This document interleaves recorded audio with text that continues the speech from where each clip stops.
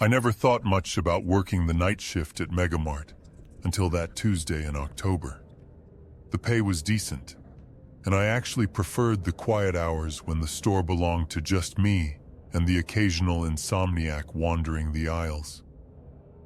But that night changed everything about how I see the darkness between midnight and dawn. My shift started like any other. I clocked in at 11 p.m., grabbed my scanner, and began the routine of restocking shelves and checking inventory.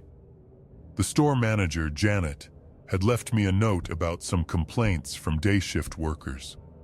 Apparently, merchandise was being moved around at night, and security cameras weren't catching anything unusual.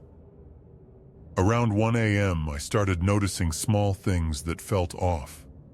A display of cereal boxes I'd straightened an hour earlier was slightly askew. Canned goods on aisle 7 seemed to have shifted positions. I told myself it was just my imagination, maybe the vibrations from the refrigeration units causing things to move. But deep down, I knew something wasn't right. I decided to check the security footage from earlier in my shift. The office was tucked away behind customer service, a cramped room with 8 monitors showing different angles of the store. As I scrolled through the recordings, I saw myself restocking shelves, but something made my blood run cold. In several frames, there appeared to be a shadow moving just outside the camera's range. I returned to aisle 7 to investigate further. The canned goods section had always given me an uneasy feeling, but tonight it felt different. As I walked down the aisle, checking each shelf, I heard what sounded like footsteps echoing from the opposite end. When I called out, "Hello?" my voice seemed to be swallowed by the endless rows of products. The footsteps seemed to follow me as I moved through the store. They were always just far enough away to make me question whether I was actually hearing them. I tried to rationalize it, maybe it was the building settling, or sounds from the loading dock. But when I stopped moving, the footsteps continued for just a moment too long before stopping as well. Around 3 a.m., I heard the automatic doors at the front entrance activate.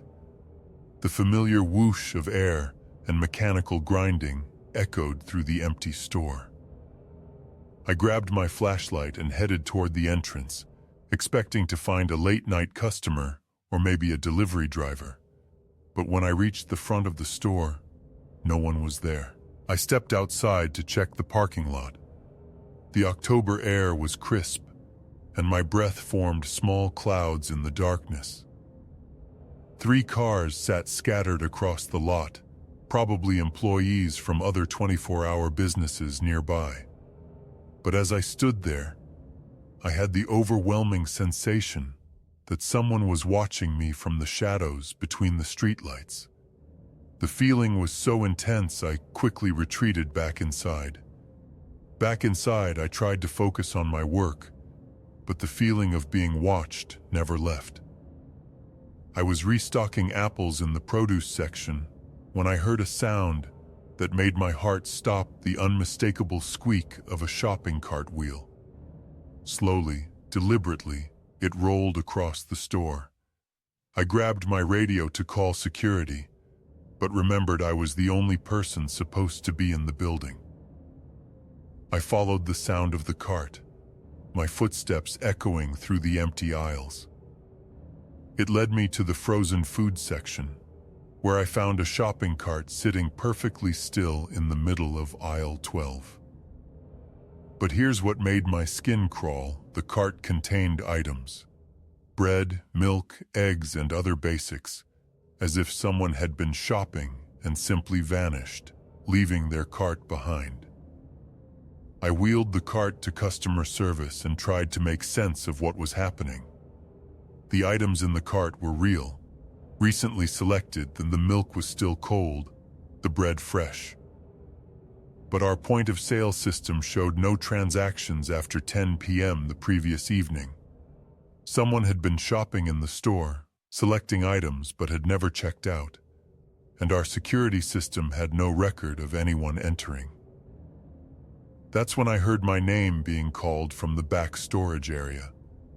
It was faint, barely audible over the hum of the refrigeration units, but it was definitely my name. Marcus. Marcus. The voice was neither male nor female, just a whisper that seemed to come from everywhere and nowhere at once. Against every instinct, I found myself walking toward the storage area. The storage area felt different that night, more confined and maze-like than usual. As I moved deeper into the rows of inventory, the voice calling my name grew clearer, but seemed to move, always staying just ahead of me. I turned down one aisle and saw something that made me freeze, wet footprints on the concrete floor, leading from nowhere and disappearing into the darkness ahead. I followed the footprints deeper into storage, my flashlight beam cutting through the darkness. They led to the very back of the warehouse, to a section we rarely used for overflow inventory. There, I found something that still haunts me, a sleeping bag, some personal belongings, and evidence that someone had been living in our store for weeks, maybe months, watching, learning our routines, moving through the aisles like a ghost. Security arrived 20 minutes later, but they never found anyone. The sleeping bag and belongings had vanished, as if they'd never existed at all. I finished my shift as the day crew arrived, but I never worked nights at Megamart again. Sometimes when I'm shopping at any store late in the evening, I wonder who else might be there, watching from the shadows, living in the spaces we never think to look. The next time you're in a store after hours, pay attention to the sounds around you. You might not be as alone as you think.